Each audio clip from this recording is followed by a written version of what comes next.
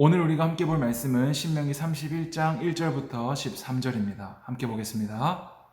또 모세가 가서 온 이스라엘에게 이 말씀을 전하여 그들에게 이르되 이제 내 나이 120세라.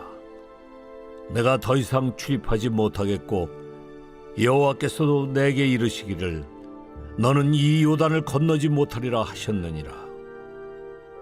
여호와께서 이미 말씀하신 것과 같이 네 하나님 여호와께서 너보다 먼저 건너가사 이 민족들을 네 앞에서 멸하시고 네가 그 땅을 차지하게 할 것이며 여호수아는 네 앞에서 건너갈지라. 또한 여호와께서 이미 멸하신 아모리 왕 시혼과 옥과 및 그 땅에 행하신 것과 같이 그들에게도 행하실 것이라. 또한 여호와께서 그들을 너희 앞에 넘기시리니 너희는 내가 너희에게 명한 모든 명령대로 그들에게 행할 것이라. 너희는 강하고 담대하라. 두려워하지 말라. 그들 앞에서 떨지 말라.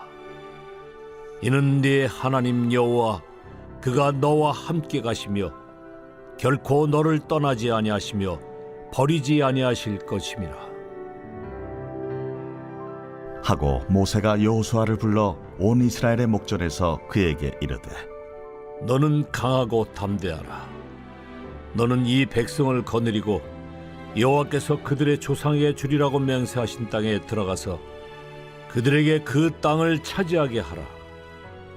그리하면 여호와 그가 네 앞에서 가시며 너와 함께하사 너를 떠나지 아니하시며 버리지 아니하시리니 너는 두려워하지 말라.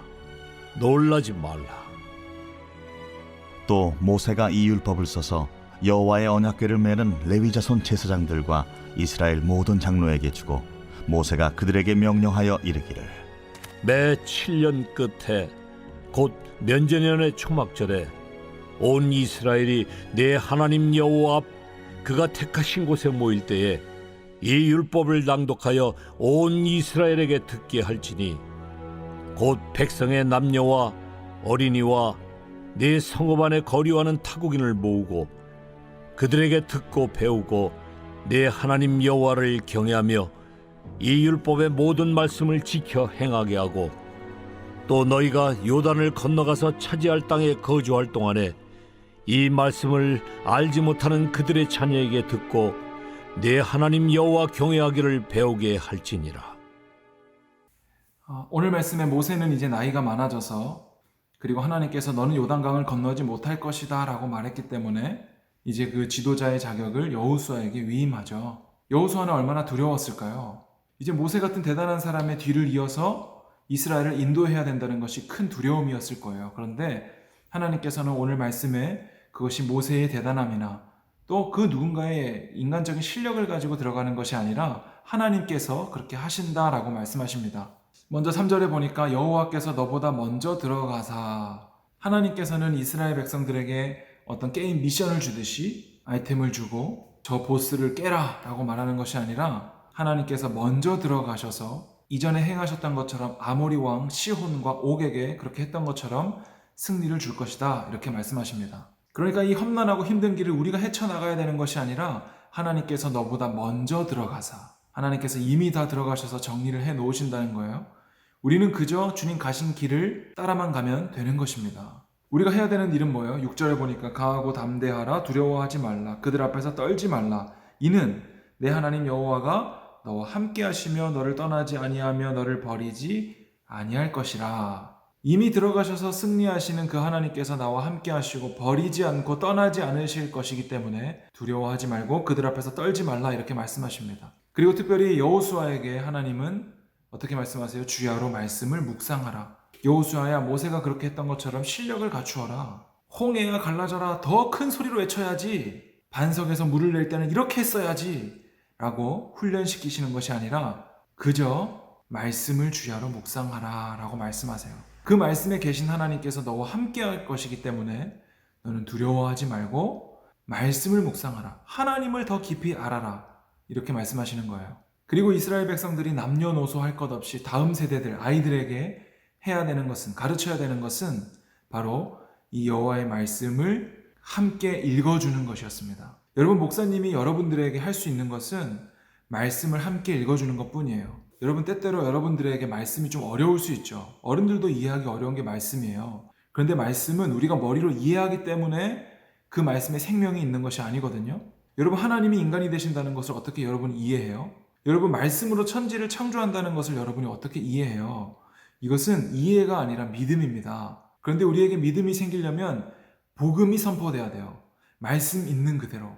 예수는 그리스도시다. 이 말씀이 선포가 돼야 돼요.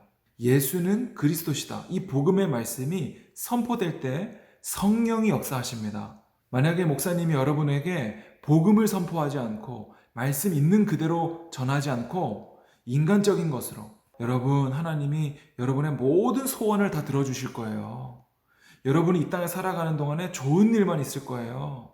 여러분, 예배 잘 드리고 예수님 잘 믿으면 늘 아프지 않고 건강할 거예요 라고 말한다면, 여러분, 여기에는 우리가 인간적으로 안심하고 위로를 얻을 수는 있겠지만 거기에는 생명이 없습니다. 성령이 역사하질 않습니다. 성령은 오직 복음에만 역사하는 거예요. 그러니까 하나님이 말씀으로 천지를 창조하셨다라고 말씀하실 때 그것은 우리를 이해시키지 않습니다. 선포되는 거예요. 오늘 하나님께서 뭐라고 말씀하세요? 두려워하지 말고 담대하라. 떨지 말라. 내가 먼저 그 땅에 들어가서 승리를 선포할 것이다. 예수님의 십자가가 바로 그런 거예요. 모든 사망 권세를 내가 십자가에서 다 이루시고, 예수님께서 십자가에 죽으시고 부활하심으로 예수님은 그저 다 이루었다라고 말씀하시는 거예요. 그리고 주 예수를 믿으라. 그리하면 너와 내 집이 구원을 얻으리라 선포하시는 거예요.